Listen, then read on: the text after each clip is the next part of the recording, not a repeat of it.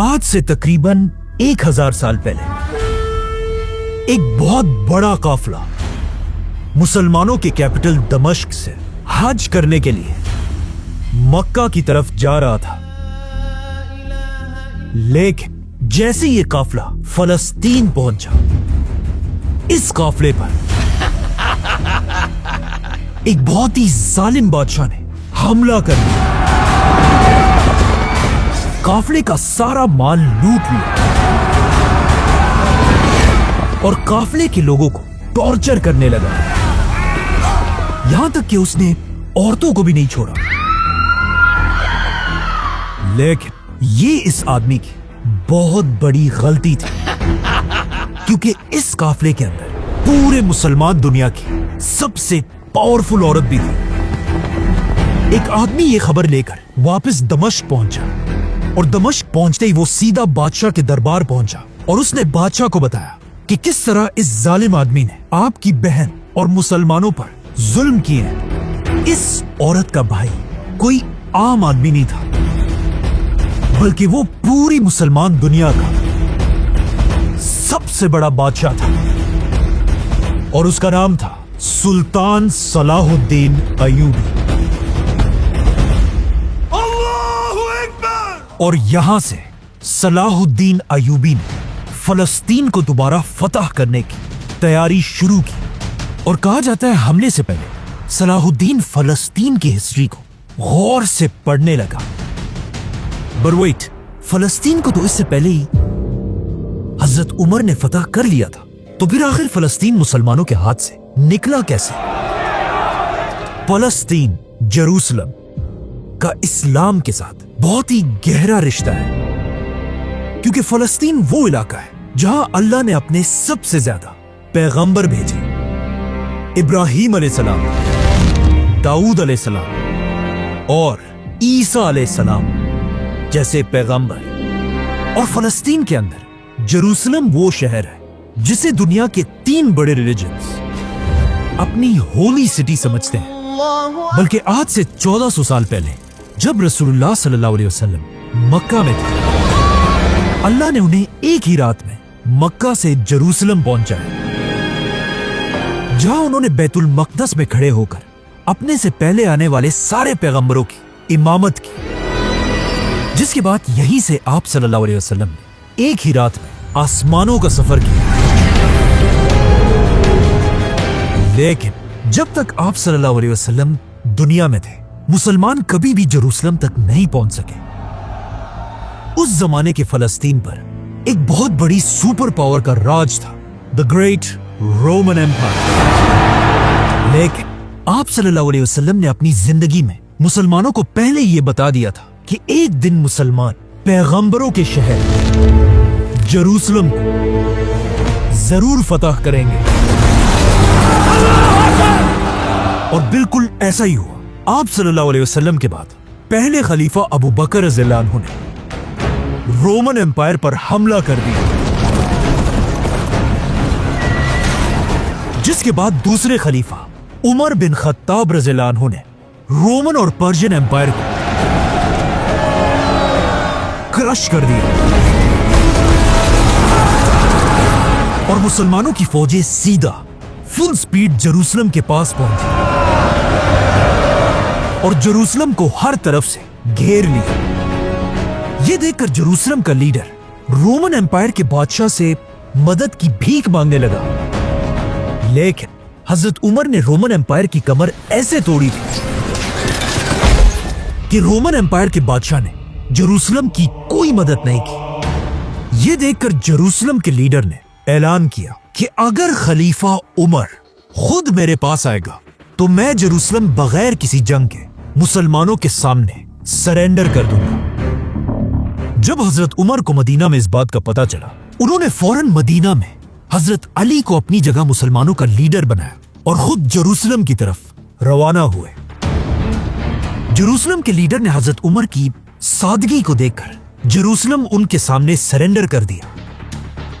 इस तरह खलीफा उमर रज़ियल्लाहु अन्हु मुसलमानों को लेकर पहली बार एक कतरा भी खून का बहाए बगैर पैगंबरों के शहर जेरूसलम एंटर हुए।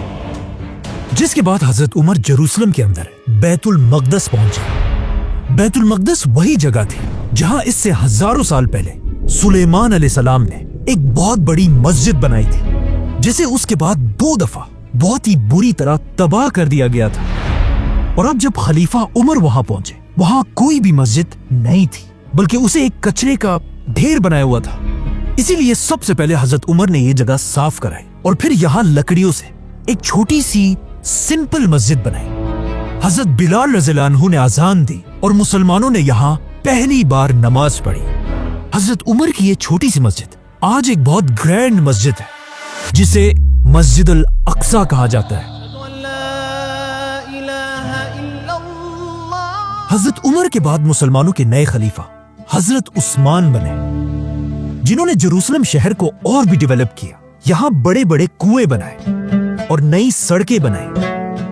और हजरत उस्मान के दौर में फलस्तीन और इस सारे इलाके के गवर्नर का नाम मुआविया रज़ियल्लाहु अन्हु था। हजरत उस्मान के बाद मदीना के सारे मुसलमानों ने अपना नया खलीफा हजरत अली रज़ियल्लाहु अन्हु को बनाया। हजरत अली की हुकूमत पूरे खिलाफत में फैल गई, सिवाय एक इलाके के, शाम, जिसमें फलस्तीन भी शामिल था, क्योंकि यहाँ के गवर्नर मुआविया रज़ियल्लाहु अन्हु ने खलीफा अली रज़ियल्लाहु अन्हु के हाथ पर बैत नहीं की थी। और यहां से इस्लाम की पहली सिविल वॉर शुरू हुई, जिसके बाद हजरत अली की पूरी खिलाफत में फलस्तीन उनके कंट्रोल से बाहर रहा। हजरत अली के बाद मुसलमानों ने अपना नया खलीफा हजरत हसन रज़ियल्लाहु अन्हु को बनाया। लेकिन जैसे ही हजरत हसन यहां खलीफा बने, वहां मुआविया रज़ियल्लाहु अन्हु ने अपनी खिलाफत की बैत लेना शुरू की। और उन्होंने अपने इस खिलाफत की बैत कहीं और नहीं बल्कि जेरूसलम शहर के अंदर ली। इसके कुछ ही अरसे बाद हजरत हसन रज़ियल्लाहु अन्हु ने आखिर मुसलमानों की इस सिविल वॉर को खत्म करने के लिए अपनी खिलाफत छोड़ दी, जिसके बाद हजरत मुआविया पूरी दुनिया के मुसलमानों के नए लीडर बने और मुसलमानों में एक खानदान की हुकूमत शुरू हुई, बनु उमैया। हजरत मुआविया के बाद उनका बेटा यजीद बादशाह बना और यजीद के बादशाह बनते ही मुसलमानों में एक बार फिर एक बहुत बड़ी सिविल वॉर शुरू हुई। और इसी यजीद के दौर में इस्लाम का सबसे दर्दनाक वाकया पेश आया, करबला, जिसमें यजीद की फौजों ने रसूलुल्लाह सल्लल्लाहु अलैहि वसल्लम के खानदान अहले बैत के बहुत सारे मेंबर्स को बेरहमी से शहीद कर दिया। करबला के बाद मुसलमानों के अंदर ये सिविल वॉर इसी तरह चलती रही और ये एक बहुत बड़ी कंफ्यूजन थी कि आखिर ये सिविल वॉर कौन जीतेगा। इसके कुछ ही अरसे बाद एक आदमी आखिर इस पूरी सिविल वॉर को जीत गया, बनु उमैया खानदान का बादशाह अब्दुल मलिक। आज बहुत सारे लोग इस अब्दुल मलिक को नहीं जानते, लेकिन अब्दुल मलिक उस जमाने में एक बहुत ही ताकतवर बादशाह था, जिसने बादशाह बनने के बाद जेरूसलम के शहर में एक बहुत ही फेमस बिल्डिंग बनाई, जो आज तक अपनी जगह पर खड़ी है। और ये आज तक दुनिया की सबसे मशहूर बिल्डिंग्स में से एक है, the dome of the rock. ये building, dome of the rock, पहली इस्लामिक बिल्डिंग थी जिसके ऊपर ऐसा गोल गुंबद, डोम बनाया गया था। और यहीं से, इसी बिल्डिंग से मुसलमानों में एक ऐसा ट्रेंड शुरू हुआ जो आज तक चला आ रहा है कि ऑलमोस्ट सारी मस्जिदों पर इसी तरह डोम्स बनाए जाते हैं। कहा जाता है अब्दुल मलिक ने यह बिल्डिंग बनाकर इसके अंदर कुछ कुरान की आयतें लिखी और उसके साथ साथ इस बिल्डिंग के अंदर बड़ा सा अपना नाम लिखवाया, जिसके बाद अब्दुल मलिक ने हजरत उमर की बनाई हुई मस्जिद अल-अक्सा को एक बहुत बड़ी ग्रैंड मस्जिद बनाई। फलस्तीन इसके बाद आने वाले कई सालों तक इसी तरह बनु उमैया खानदान के कंट्रोल में रहा, लेकिन आखिर उमैया खानदान को चैलेंज करने के लिए एक नया खानदान खड़ा हुआ, जिन्होंने तेजी से पूरी उमैया खिलाफत को खत्म कर दिया। और इसी तरह मुसलमानों में एक नई खिलाफत बनी, अब्बासी खिलाफत, जिसके बाद आने वाले कई सालों तक फलस्तीन अब अब्बासियों के कंट्रोल में रहा। लेकिन जैसे कि हमेशा होता है, आहिस्ता आहिस्ता अब्बासी खिलाफत की ताकत टूटने लगी और अब्बासी खिलाफत का कंट्रोल कमजोर होने लगा। इसीलिए आहिस्ता आहिस्ता अब्बासी खिलाफत टूटने लगी और आखिर मुसलमानों की यह खिलाफत कई छोटे छोटे टुकड़ों में बंट गई। अब यहां से कहानी थोड़ी मुश्किल होने वाली है। मुसलमान अब जब बहुत सारे छोटे हिस्सों में बंट चुके थे, तो इस टूटे हुए खिलाफत में भी मुसलमानों की दो एम्पायर्स ऐसी थी जिनके पास सबसे ज्यादा ताकत थी, और इन दो मुसलमान एम्पायर्स का आपस में कंपटीशन चल रहा था कि इन दोनों में से कौन फलस्तीन पर कब्जा करेगा। तो अब मुसलमान फलस्तीन को फतह करने के लिए आपस में एक दूसरे के साथ ही लड़ रहे थे। इसीलिए आने वाले कई सालों तक फलस्तीन कभी एक एम्पायर के पास होता था और कभी दूसरी एम्पायर के पास। आखिर एक साल इन दो बड़ी एम्पायर्स सल्जूक और फातिमिड्स की फलस्तीन के लिए एक बहुत बड़ी जंग हुई।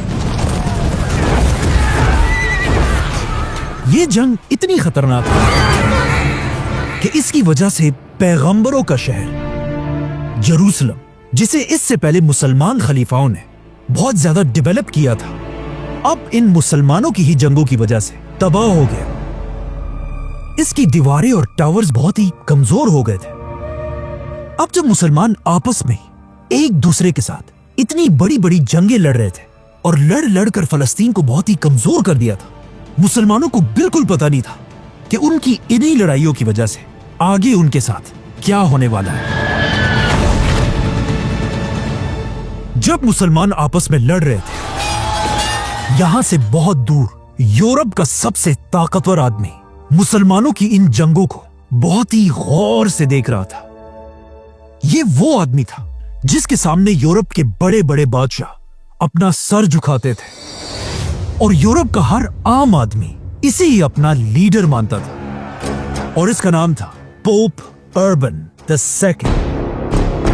जैसे ही वो नया पोप बना, वो अपनी पहली स्पीच के लिए अपने तख्त पर चढ़ा और अपनी स्पीच में उसने यूरोप के क्रिश्चियंस को जिंदगी का एक नया मकसद दिया, फलस्तीन।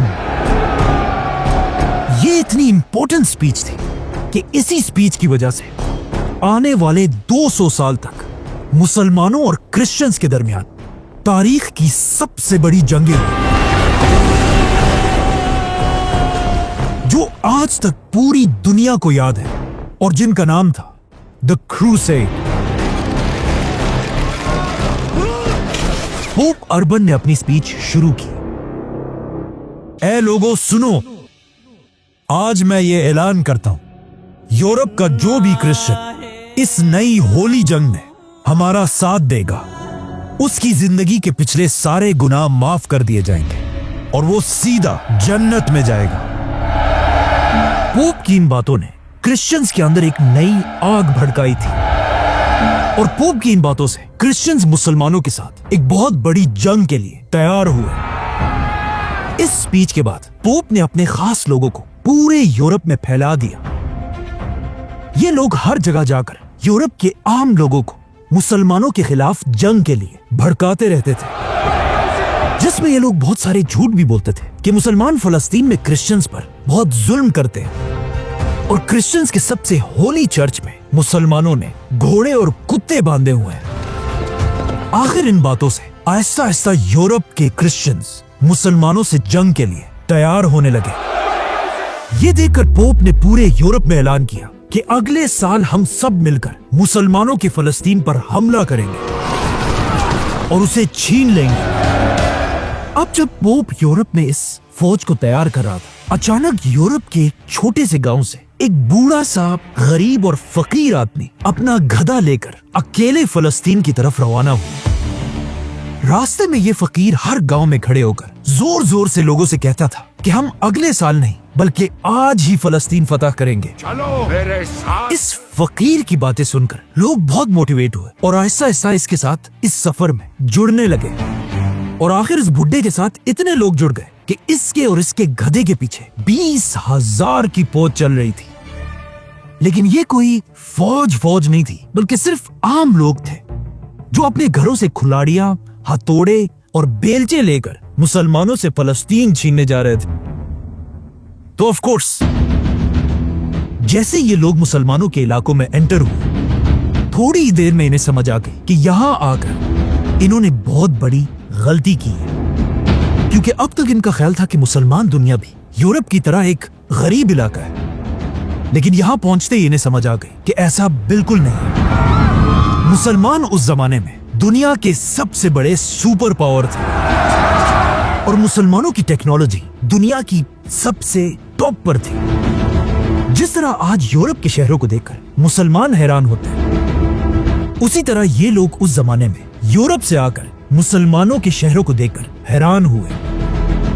तो अब अपने बेलचे और कुल्हाड़ियां लेकर जैसे ये लोग थोड़ा आगे बढ़े, अचानक मुसलमानों की ऑर्गेनाइज्ड फौज ने इन्हें हर तरफ से घेर लिया और कुछ ही घंटों में इस 20,000 की फौज को खत्म कर दिया।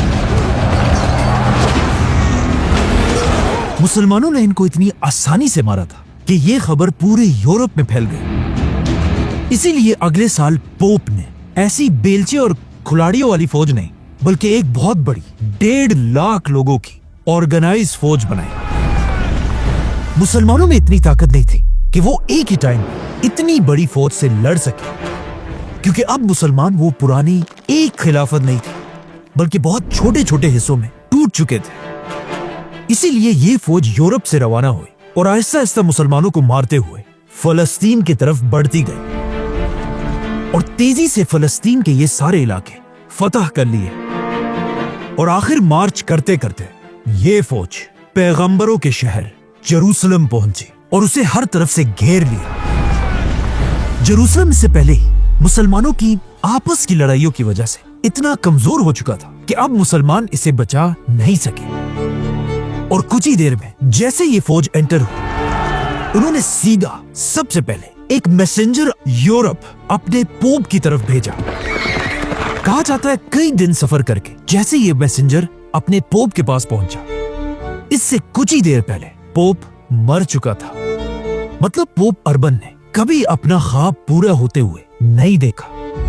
अब तक सबको लग रहा था कि क्रिश्चियंस की ये फौज एक होली फौज है जो अपने लिए नहीं बल्कि अपने खुदा के लिए लड़ रही है। लेकिन यहां पर सबको समझ आने लगी कि ये क्रूसेडर्स कोई होली फौज नहीं बल्कि एक टेररिस्ट ऑर्गेनाइजेशन है, क्योंकि कहा जाता है जेरूसलम पर कब्जे के बाद क्रूसेडर्स ने सिर्फ 10 दिन के अंदर अंदर 1 लाख मुसलमानों को शहीद कर दिया, जिसमें औरतें, बच्चे और बड़े बड़े स्कॉलर्स भी शामिल थे। कहा जाता है मस्जिद अक्सा और उसके आसपास मुसलमानों का इतना खून बह रहा था कि अगर कोई इस खून में खड़ा हो जाए तो ये खून उसके घुटनों तक पहुंचता था।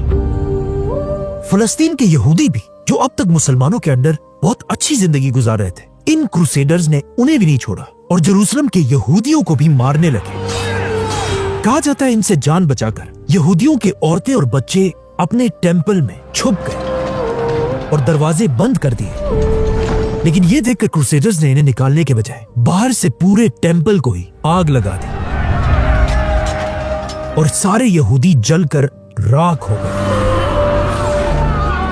अब जब मुसलमान और यहूदी मर चुके थे तो क्रूसेडर्स के ये सारे जुल्म खुद अपने क्रिश्चियंस ने ही लिखे हैं।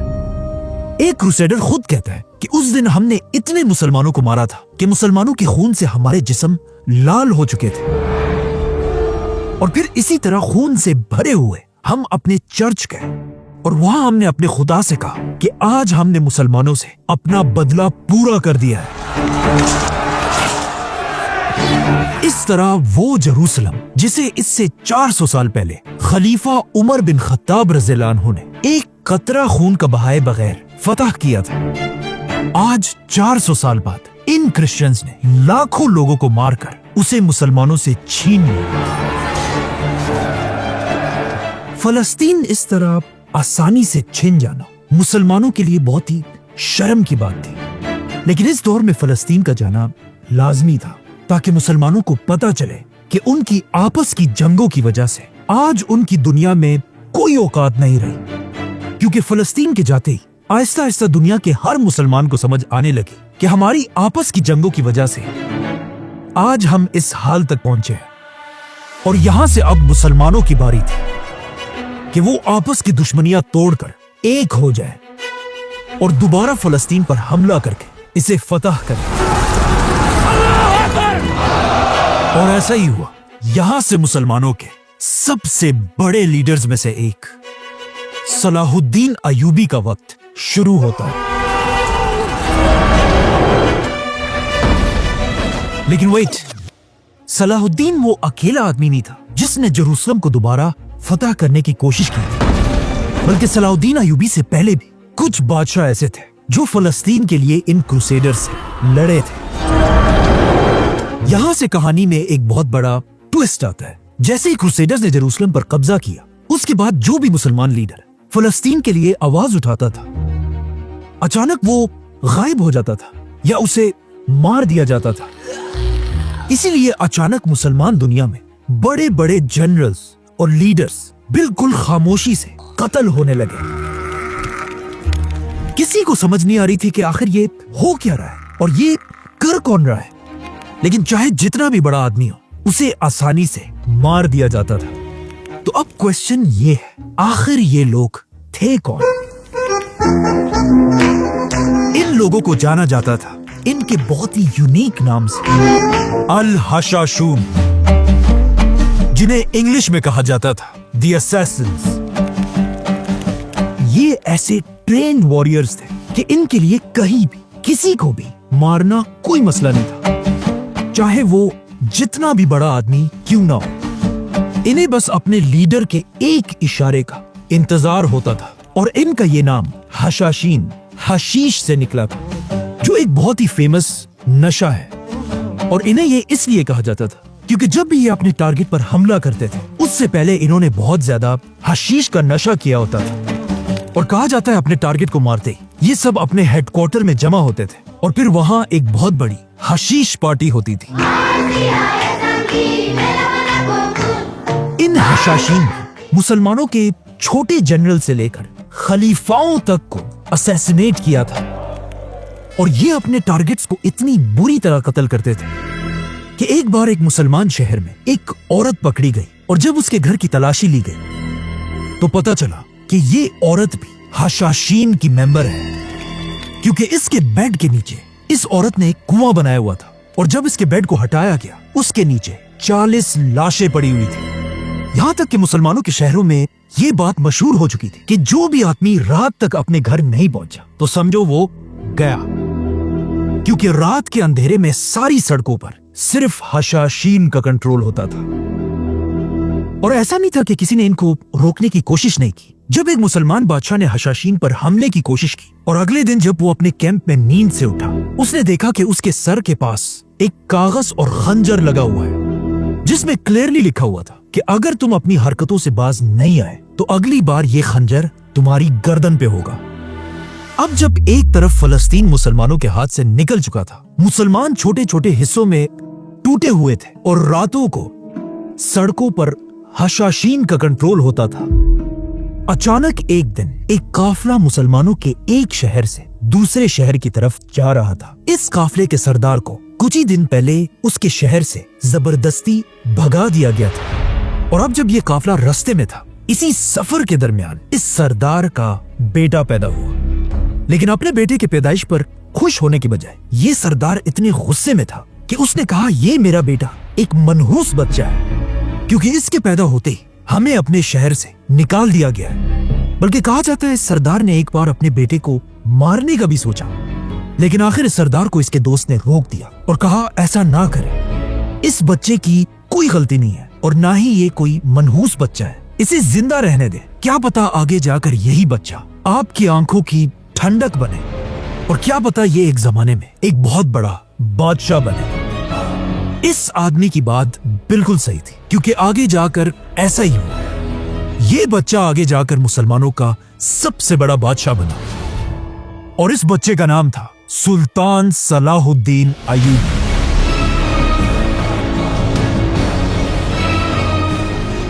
इसी तरह ये काफिला आगे बढ़ता रहा और आखिर एक नए इलाके में एंटर हुआ और इस नए इलाके पर जंगियों का राज था। और उसी नई एम्पायर में आहिस्ता आहिस्ता सलाहुद्दीन बड़ा होता गया। सलाहुद्दीन जब बड़ा हो रहा था, मुसलमान दुनिया कमजोर तो थी, लेकिन अब भी दुनिया में इस्लाम का गोल्डन एज चल रहा था और मुसलमानों के हर शहर में बड़ी बड़ी लाइब्रेरीज थी और दुनिया के सबसे बड़े स्कॉलर्स मुसलमान ही थे। सलाहुद्दीन के लिए सबसे अच्छी बात यह थी कि वो जहां पर बड़ा हो रहा था उस इलाके का बादशाह एक बहुत ही नेक आदमी था जो अपने लोगों का बहुत ज्यादा ख्याल रखता था और उसका नाम था सुल्तान नूरुद्दीन जंगी। नूरुद्दीन वो बादशाह था जिसने फलस्तीन दोबारा फतह करने की सबसे बड़ी कोशिश की थी। इसीलिए नूरुद्दीन ने पूरी दुनिया से मुसलमानों के बड़े बड़े स्कॉलर्स को अपने कैपिटल दमिश्क बुलाया था ताकि ये स्कॉलर्स मुसलमानों की नई जनरेशन को, मतलब उस जमाने की जेन जी को, इस्लाम के बड़े बड़े हीरोज के बारे में सिखा सकें और उनके जहनों में ये ख्वाब डाल सके कि एक दिन वो जेरूसलम को दोबारा फतह करें।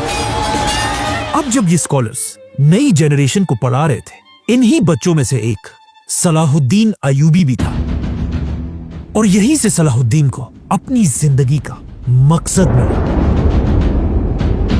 ये वही जगह थी जहां सलाहुद्दीन ने पहली बार किताबों में रसूलुल्लाह सल्लल्लाहु अलैहि वसल्लम के बारे में पढ़ा कि किस तरह उन्होंने मुश्किलों से निकलकर मदीना की रियासत बनाई थी, किस तरह अबू बकर रज़ियल्लाहु अन्हु हर मुश्किल वक्त में आप सल्लल्लाहु अलैहि वसल्लम के साथ खड़े थे, किस तरह खलीफा उमर बिन खत्ताब रज़ियल्लाहु अन्हु ने उस जमाने की सुपर पावर्स को क्रश कर दिया था, किस तरह उस्मान रज़ियल्लाहु अन्हु ने अपनी सारी दौलत आप सल्लल्लाहु अलैहि वसल्लम के कदमों में बिछा दी थी और किस तरह मौला अली रज़ियल्लाहु अन्हु इस्लाम की हर जंग में शेर की तरह लड़े थे।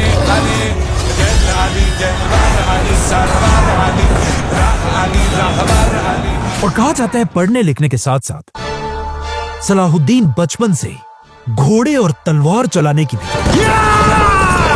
ट्रेनिंग ले रहे थे और तलवार की ये ट्रेनिंग वो किसी और से नहीं बल्कि अपने ही चचा शिरकू से लेता था। सलाहुद्दीन का ये चचा शिरकू कोई आम आदमी नहीं बल्कि उस जमाने के सबसे बड़े बादशाह नूरुद्दीन जंगी का एक बहुत बड़ा और खास जनरल था। और आखिर जब इसी शहर दमिश्क में सलाहुद्दीन की उम्र 30 साल हुई, बादशाह नूरुद्दीन ने सलाहुद्दीन के चचा शिरकू को इजिप्ट फतह करने का हुक्म दिया। लेकिन जाने से पहले शिरकू अपने ही भतीजे सलाहुद्दीन को भी साथ लेकर गया जिसे उसने खुद ट्रेन किया था। अब जब सलाहुद्दीन और उसके चाचा एक बहुत बड़ी फौज लेकर इजिप्ट की तरफ जा रहे थे, यहां पर मसला यह था कि इजिप्ट की फौज बहुत ही बड़ी थी, इसीलिए शिरकू की फौज में कुछ लोग घबराने लगे, जिसे देखकर सलाहुद्दीन और शिरकू ने सारे जनरल्स की मीटिंग बुलाई। इस मीटिंग में कुछ जनरल्स बार बार शिरकू से कह रहे थे कि हमें यह जंग नहीं करनी चाहिए क्योंकि सामने इजिप्ट की फौज हमसे बहुत ज्यादा बड़ी है। इस मीटिंग में इन जनरल्स की आंखों में ऐसी बेगैरती देखकर सलाहुद्दीन खड़ा हुआ और अपने चचा से कहा कि यहां जो कोई भी ये कह रहा है कि उसे जंग नहीं करनी तो वो वापस जाए और अपने बीवी और बच्चों के साथ घर में छुप कर बैठे। इस यंग सलाहुद्दीन के जज्बे को देखकर शिरकू ने अपने जनरल से कहा, आपने सबसे पहले घबराना नहीं है। इसी के साथ ये फौज इजिप्ट की तरफ रवाना हुई और एक बहुत सख्त जंग के बाद आखिर पूरा इजिप्ट फतह कर दिया, जिसके बाद सलाहुद्दीन का चचा पूरे इजिप्ट का गवर्नर बना। लेकिन जैसे ही वो गवर्नर बना उसके सिर्फ 2 महीने बाद सलाहुद्दीन का ये चचा फौत हो गया और उसके फौत होते ही सारे जनरल्स ने मिलकर सलाहुद्दीन अयूबी को सिर्फ 32 साल की उम्र में पूरे इजिप्ट का गवर्नर बना दिया। अब जब सलाहुद्दीन इजिप्ट में नूरुद्दीन जंगी का गवर्नर बना, इसी के साथ नूरुद्दीन जंगी पूरी इस्लामिक दुनिया का सबसे बड़ा बादशाह बना। और अब वक्त आ चुका था कि फाइनली नूरुद्दीन अपने ख्वाब को पूरा करने के लिए आगे बढ़े और फलस्तीन को दोबारा फतह करे। जिसके बाद कहा जाता है नूरुद्दीन जंगी ने एक बहुत खूबसूरत मिंबर तैयार कराया और सबसे कहा कि जब मैं फलस्तीन फतह करूंगा इंशाअल्लाह मैं खुद ये मिंबर मस्जिद अक्सा के अंदर रखवाऊंगा। तो अब जब नूरुद्दीन हमले की तैयारियां कर ही रहा था। अचानक एक दिन उसकी तबीयत खराब होने लगी और इसके कुछ ही दिन बाद नूरुद्दीन इस दुनिया से चला गया और वो फलस्तीन फतह करने का अपना ख्वाब पूरा नहीं कर सका। नूरुद्दीन के जाने के बाद वही हुआ जो खिलाफत राशिदा के बाद मुसलमानों में हमेशा होता है। नूरुद्दीन के बाद उसका बेटा मुसलमानों का नया बादशाह बना, लेकिन यहां मसला यह था कि नूरुद्दीन के इस बेटे की उम्र सिर्फ और सिर्फ 11 साल थी। जब नूरुद्दीन जैसे बादशाह के बाद ये 11 साल का बच्चा उसके तख्त पर बैठा, ये देखकर नूरुद्दीन की पूरी एम्पायर में सारे गवर्नरों की आपस में लड़ाई शुरू हुई कि कौन इस छोटे से बच्चे को काबू करके इस पूरी एम्पायर का बादशाह बनेगा। और एक बार फिर मुसलमान आपस में लड़ने लगे और आहिस्ता आहिस्ता ये लड़ाई इतनी बढ़ गई कि इवन फलस्तीन के क्रूसेडर्स ने भी एक बार मुसलमानों पर हमले की कोशिश की।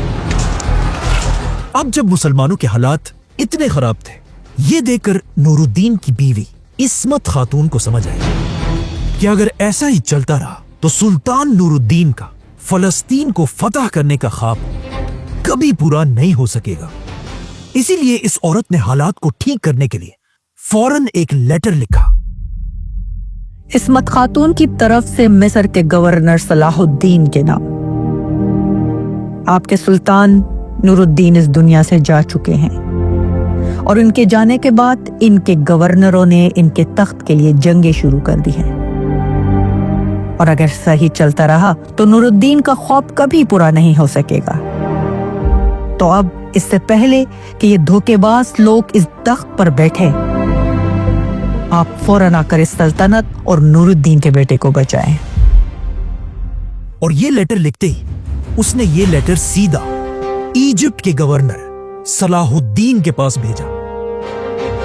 अब यहां से बहुत दूर सलाहुद्दीन इजिप्ट में आराम से बैठा हुआ था और उसे इन हालात का कुछ पता नहीं था। जैसे ये लेटर सलाहुद्दीन के पास पहुंचा और उसने ये लेटर पढ़ा, ये देखकर कहा जाता है सलाहुद्दीन को बहुत गुस्सा आया।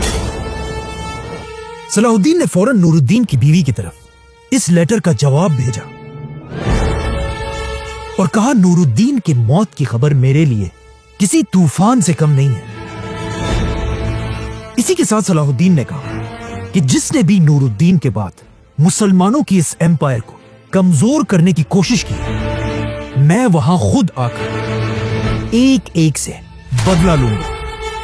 इसी के साथ सलाहुद्दीन अपनी फौज लेकर फुल स्पीड नूरुद्दीन के कैपिटल दमश्क की तरफ रवाना हुआ। इससे पहले जो सारे गवर्नर्स आपस में लड़ रहे थे, अब सलाहुद्दीन के आने की खबर सुनकर सारे गवर्नरों की टांगे कांपने लगी। कुछ कैपिटल छोड़कर भाग गए, कुछ ने हथियार फेंककर सरेंडर कर दिया और आखिर जैसे ही सलाहुद्दीन दमश्क की गेट के सामने पहुंचा, बगैर किसी भी शोर शराबे के दमश्क के लोगों ने सलाहुद्दीन के लिए गेट्स खोल दिए। सलाहुद्दीन दमश्क एंटर हुआ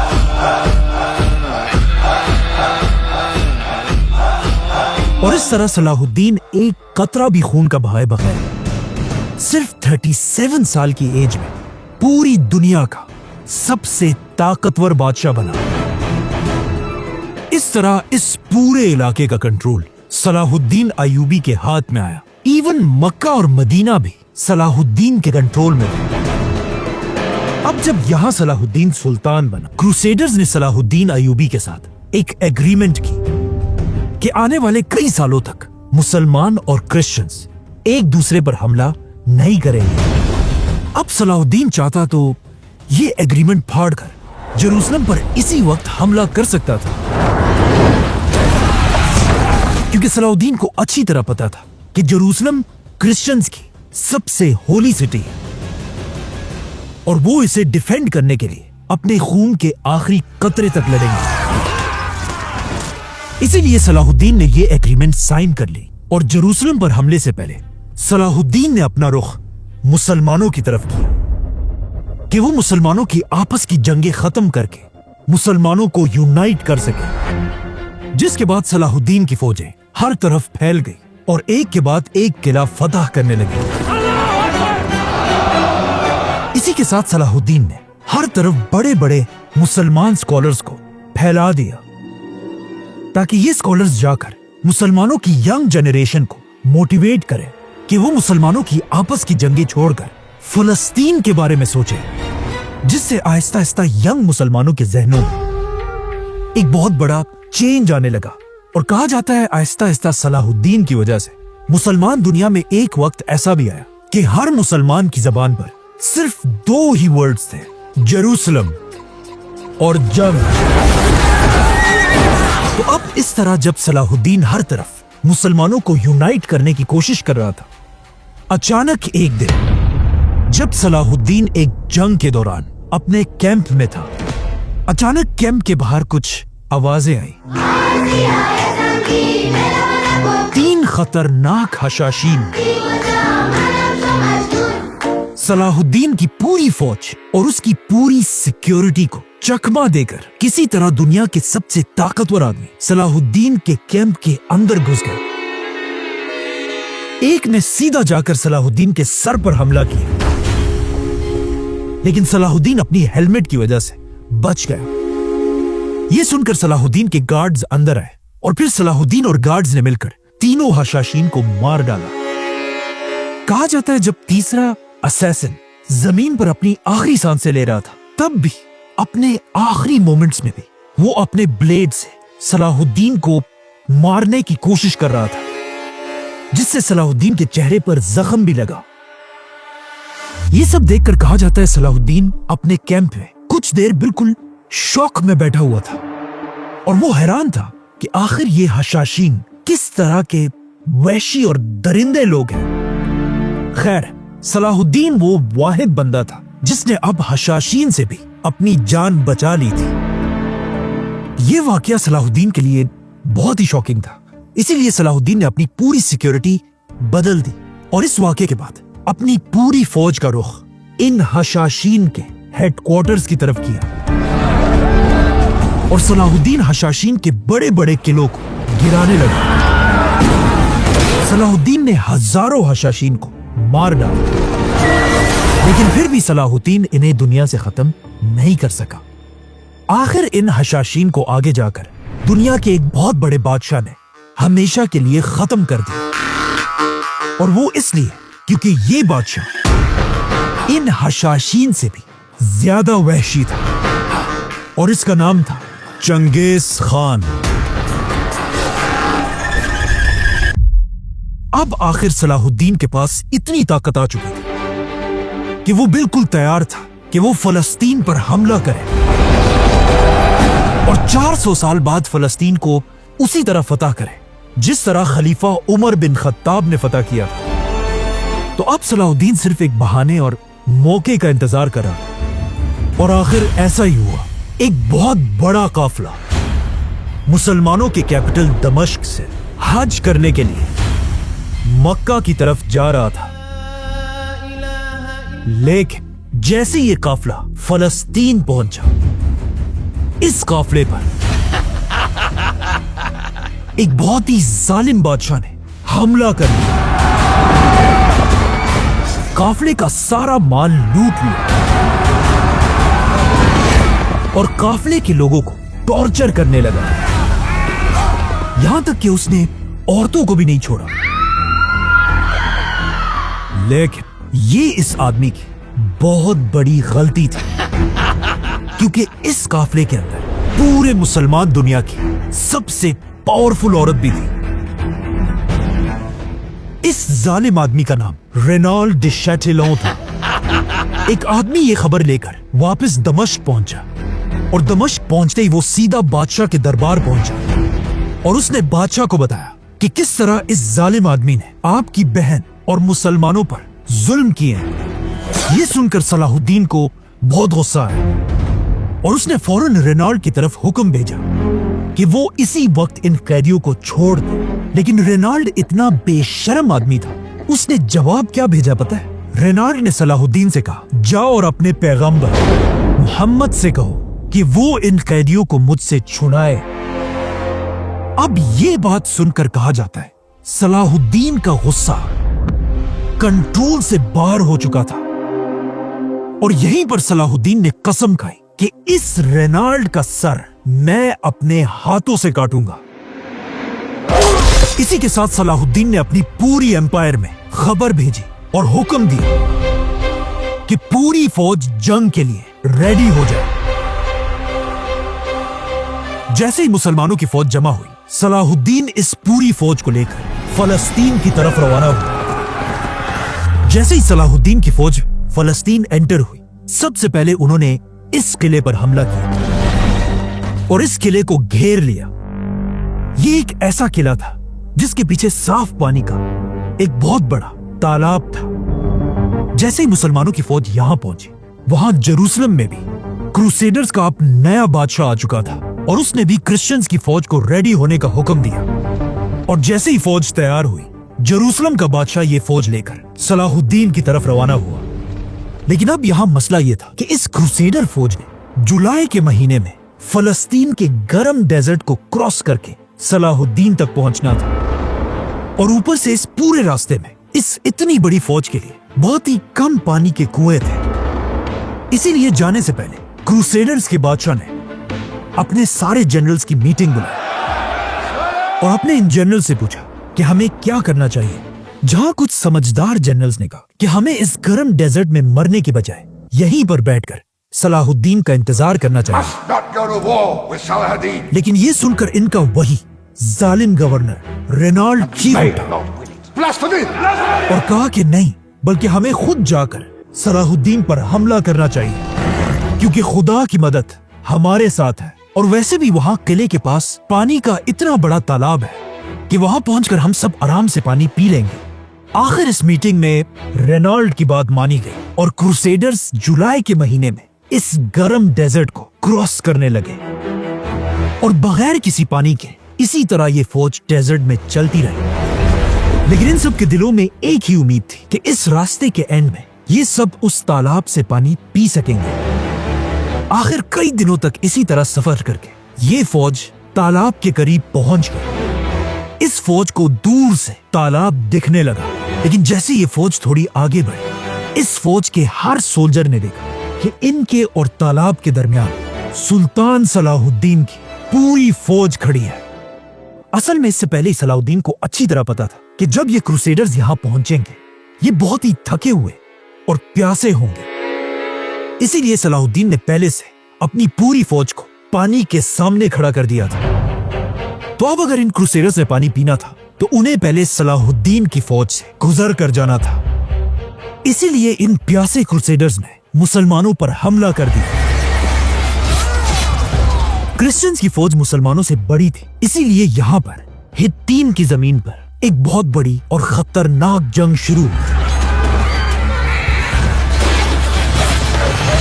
और क्रूसेडर्स कोशिश कर रहे थे किसी तरह वो उस पानी तक पहुंच जाए। लेकिन सलाहुद्दीन ने उन्हें ऐसा करने नहीं दिया और आहिस्ता आहिस्ता सलाहुद्दीन की फौज क्रिश्चियंस को घेरने लगी। कहा जाता है ये सब कुछ ऊपर से सलाहुद्दीन अयूबी देख रहा था।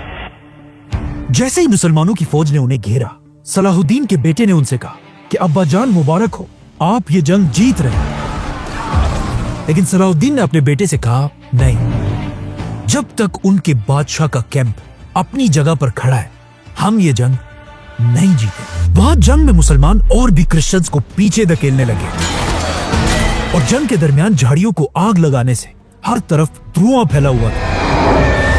ये देखकर सलाहुद्दीन के बेटे ने उनसे दोबारा कहा, अब्बा जान मुबारक हो, हम जीत रहे हैं। लेकिन सलाहुद्दीन ने फिर वही बात कही कि जब तक बादशाह का कैंप खड़ा है, हम नहीं जीते। आखिर मुसलमानों की फौज ने ऑर्गेनाइज होकर क्रिश्चियंस को हर तरफ से घेर लिया और कुछ ही देर में हजारों क्रूसेडर्स मरने लगे और आहिस्ता आहिस्ता मुसलमानों ने उनके बादशाह को भी घेर लिया।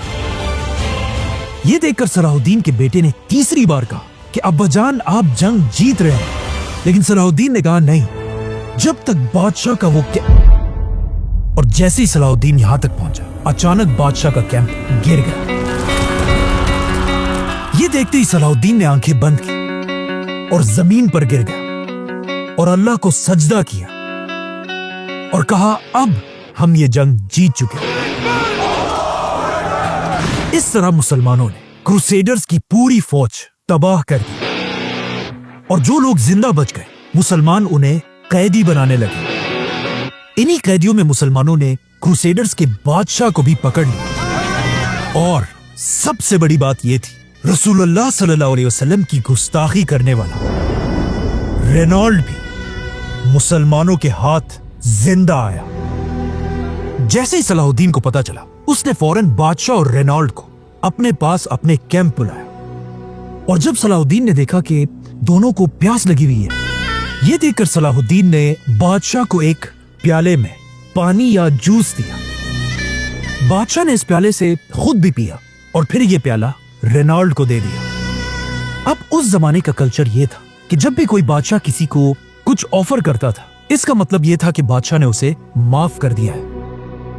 लेकिन अब जब रेनॉल्ड ने भी इस प्याले से पिया, यह देखकर सलाहुद्दीन को गुस्सा आया और उसने गुस्से में रेनॉल्ड से कहा कि हम अपने मेहमानों का बहुत ख्याल रखते हैं, लेकिन तुम मेरे मेहमान नहीं हो और यह प्याला मैंने तुम्हें नहीं बल्कि तुम्हारे बादशाह ने दिया है। और फिर सलाहुद्दीन ने रेनॉल्ड से कहा कि तुम वो आदमी हो जिसने हमारे पैगंबर मोहम्मद सल्लल्लाहु अलैहि वसल्लम की गुस्ताखी की थी और अब मैं पूरी उम्मत की तरफ से तुमसे इसका बदला लूंगा। लेकिन सलाहुद्दीन में सब्र भी इतना ज्यादा था कि रेनॉल्ड को मारने से पहले सलाहुद्दीन ने उसे कहा कि गुस्ताखी तो तुमने की है, लेकिन अगर तुम इस्लाम कबूल करके तौबा कर लो तो मैं तुम्हें माफ कर दूंगा।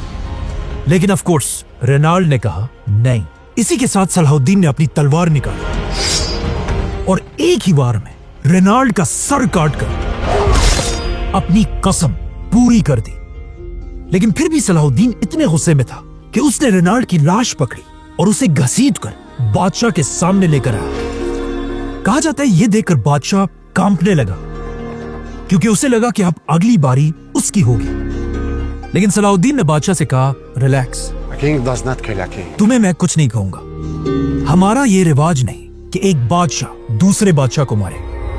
इस तरह सलाहुद्दीन ने क्रूसेडर्स की पूरी फौज को एक ही वार में खत्म कर दिया था और अब बगैर कोई टाइम जाया किए सलाहुद्दीन अपनी पूरी फौज लेकर पैगंबरों के शहर जेरूसलम की तरफ रवाना हुआ। अब वहां जेरूसलम में बच्चे बच्चे को इस बात का अच्छी तरह पता था कि आगे उनके साथ क्या होने वाला है और सब जेरूसलम की दीवारों पर खड़े होकर सिर्फ सलाहुद्दीन की फौज का इंतजार कर रहे थे। आखिर जेरूसलम की दीवार से एक आदमी ने दूर से एक मुसलमान सोल्जर देखा और कहा सलाहुद्दीन पहुंच चुका है। लेकिन बाकियों ने उसे कहा कि ये तो सिर्फ एक आदमी है। लेकिन उसने कहा नहीं, सलाहुद्दीन पहुंच चुका है।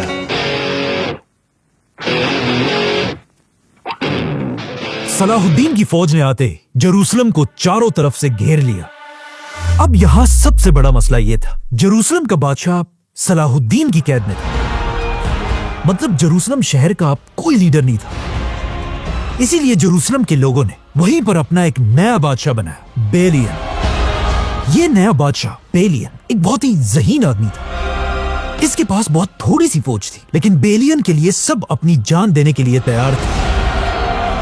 यह देखकर सलाहुद्दीन ने इस जनरल की तरफ एक मैसेज भेजा और कहा, यह शहर जेरूसलम हम मुसलमानों और तुम क्रिश्चियंस के लिए, सबके लिए एक होली सिटी है। इसीलिए मैं नहीं चाहता कि यहां हम कोई खून बहाए। तुम्हें भी पता है ये जंग तुम जीत तो नहीं सकते, तो अब अच्छा यही होगा कि हथियार फेंको और सरेंडर कर दो। लेकिन जेरूसलम के इस नए बादशाह ने सलाहुद्दीन की बात नहीं मानी। तो ऑफ कोर्स क्या होना था, सलाहुद्दीन की फौज ने फुल ताकत से हमला किया। लेकिन जेरूसलम के अंदर क्रिश्चियंस भी बहादुरी से लड़ रहे थे। मुसलमान इसलिए बहादुरी से लड़ रहे थे कि पिछले ऑलमोस्ट 90 इयर्स से जेरूसलम की मस्जिद अक्सा में कोई अजान नहीं दी गई थी, बल्कि मस्जिद अक्सा को इन्होंने एक घोड़े बांधने की जगह बनाई थी। और पिछले 90 इयर्स में ये मुसलमानों के पास पहला मौका था कि वो इस शहर को दोबारा फतह करें। लेकिन सामने क्रिश्चियंस इसलिए बहादुरी से लड़ रहे थे क्योंकि उन्हें पता था कि 90 साल पहले जब इन्होंने इस शहर को फतह किया था तो उन्होंने मुसलमानों पर कितना जुल्म किया था। 1 लाख मुसलमानों को मारा था। तो अब इन क्रिश्चियंस का ख्याल था कि अगर मुसलमान इस सिटी को फतह करेंगे वो भी हमसे एक एक मुसलमान का बदला लेंगे। इसीलिए दोनों फौजें अपनी फुल ताकत के साथ खून के आखिरी कतरे तक लड़ रहे थे। अगले 5 दिन तक सलाहुद्दीन की तोपें इसी तरह हमला करती रही और आखिर 5 दिन की सख्त लड़ाई के बाद फाइनली सलाहुद्दीन की एक तोप ने जेरूसलम की दीवार का एक हिस्सा गिरा दिया।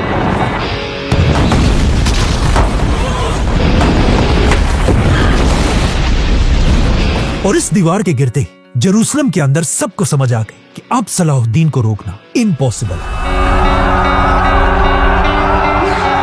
इसीलिए जेरूसलम के अंदर से उनके बादशाह ने सलाहुद्दीन की तरफ एक पैगाम भेजा कि मैं जेरूसलम का बादशाह सलाहुद्दीन के साथ मिलना चाहता हूं। सलाहुद्दीन ने यह ऑफर एक्सेप्ट किया और इन दोनों लीडर्स की मीटिंग शुरू हुई।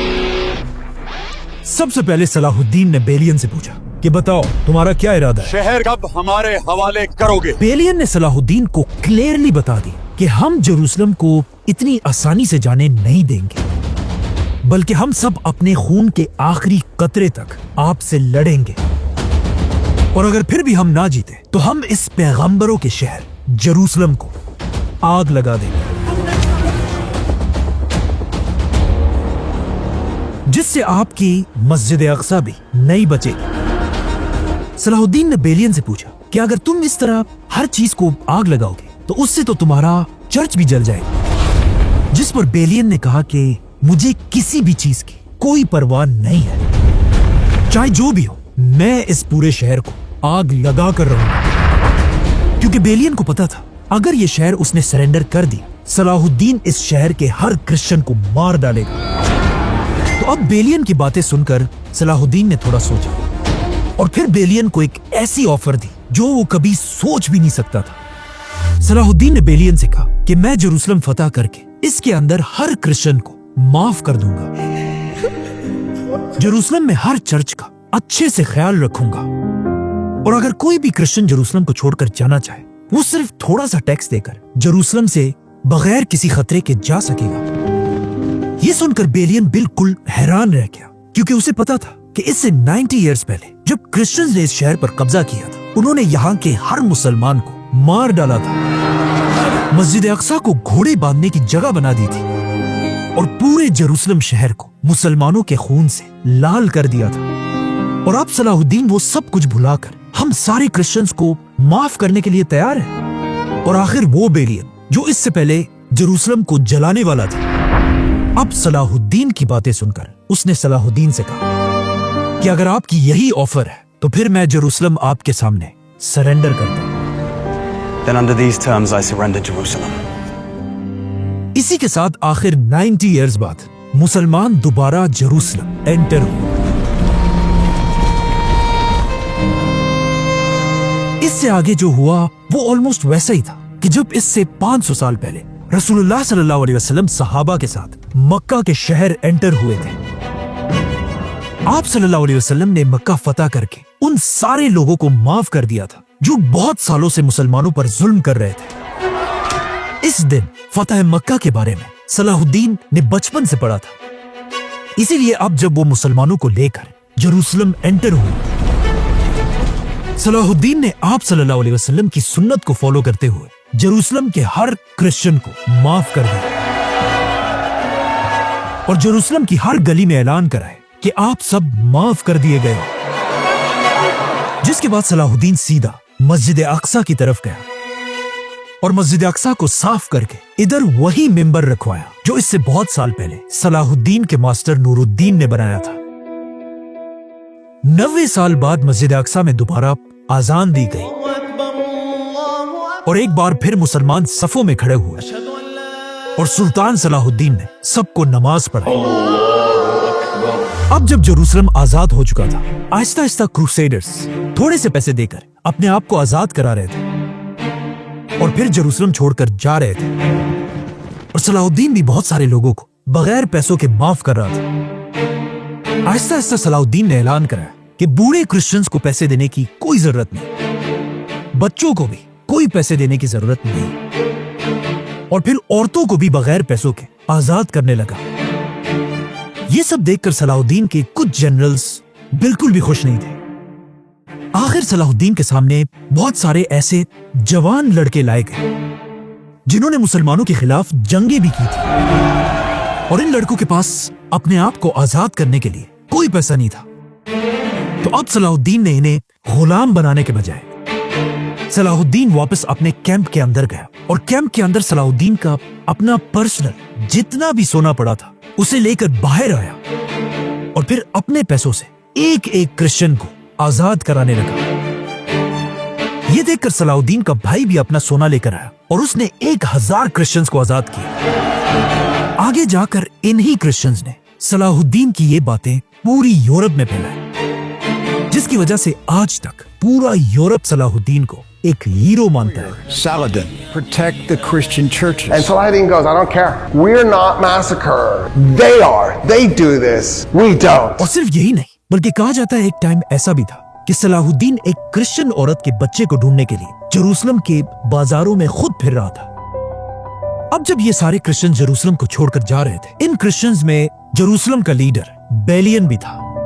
लेकिन जाने से पहले सलाहुद्दीन ने उसे अपने पास बुलाया और उसे कहा कि आप सब जेरूसलम छोड़कर जा तो रहे हैं, लेकिन याद रखें ये सिटी हमारी तरह आपके लिए भी होली सिटी है, और आप सारे क्रिश्चियंस जब भी दोबारा जेरूसलम आना चाहे, जेरूसलम के दरवाजे हमेशा आपके लिए खुले होंगे। इस तरह एक बार फिर सलाहुद्दीन की लीडरशिप में मुसलमान, क्रिश्चियंस और यहूदी सब मिलकर बिल्कुल अमन के साथ जेरूसलम में रहने लगे।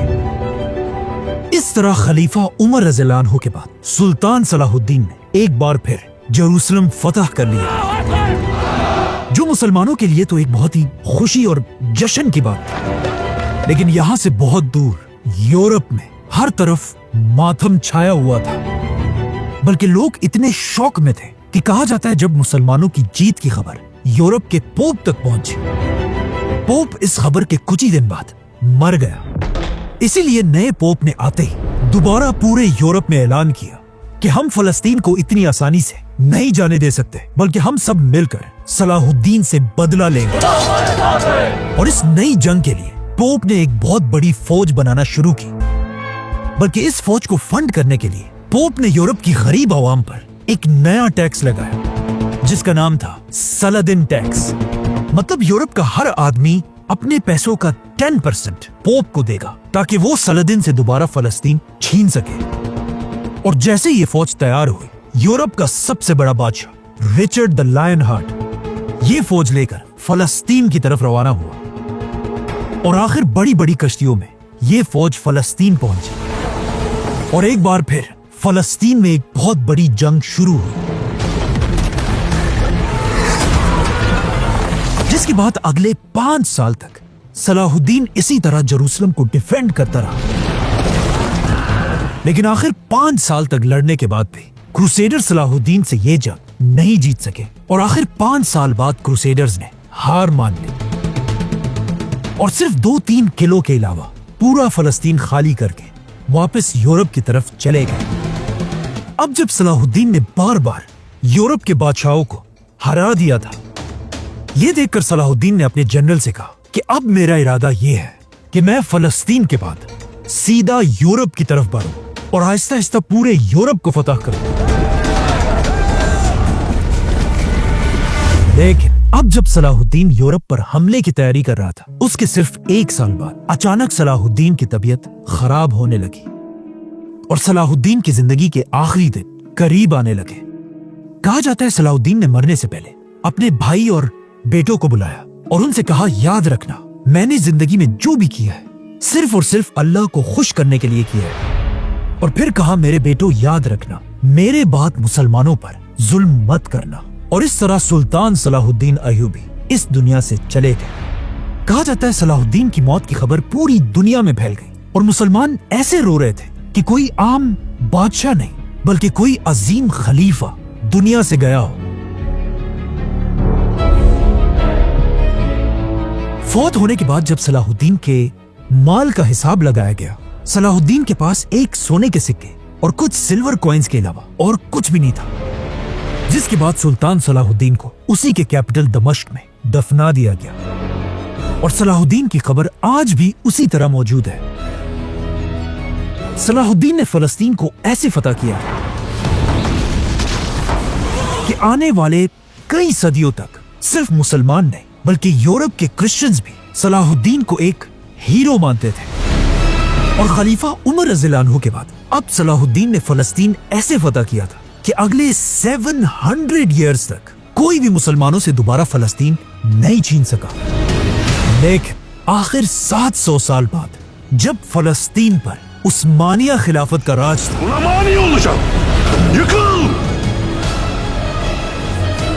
दुनिया की तारीख की सबसे बड़ी जंग शुरू हुई, वर्ल्ड वॉर 1।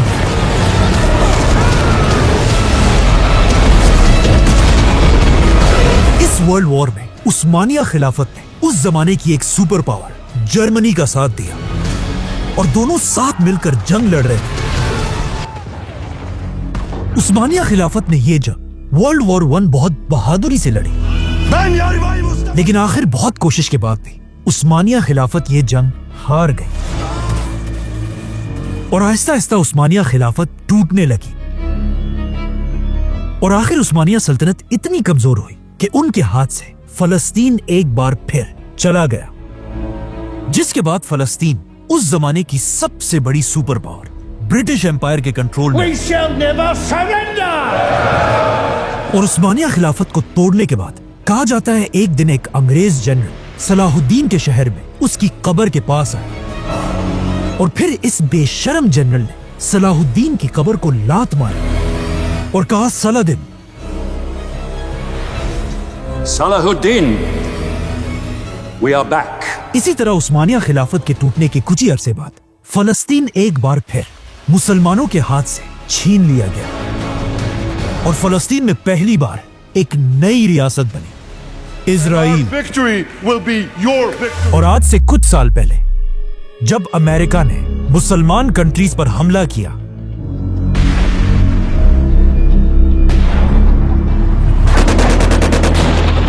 उस वक्त के अमेरिकन प्रेसिडेंट जॉर्ज बुश ने इस नई जंग को भी उसी तरह एक क्रूसेड का नाम दिया। This crusade, this war on terrorism. पिछली बार जब फलस्तीन मुसलमानों से छीना गया था, उसे फिर 90 इयर्स बाद सुल्तान सलाहुद्दीन ने दोबारा फतह किया था। इस बार फलस्तीन के जाने के ऑलमोस्ट 80 इयर्स पूरे हो चुके हैं। हो सकता है आज हम इतने कमजोर हैं कि हम अपना पुराना रिकॉर्ड भी तोड़ दें। और यह हो सकता है ऐसा ना हो, क्योंकि क्या पता आज भी एक सलाहुद्दीन पैदा हो चुका है। जो भी हो, एक बात क्लियर है, सारी दुनिया के मुसलमानों की नजरें उसी आदमी की तलाश में है जो खलीफा उमर बिन खत्ताब रज़ियल्लाहु अन्हु और सुल्तान सलाहुद्दीन अय्यूबी के बाद एक बार फिर मुसलमानों के लिए फलस्तीन फतह करेगा। सब्सक्राइब।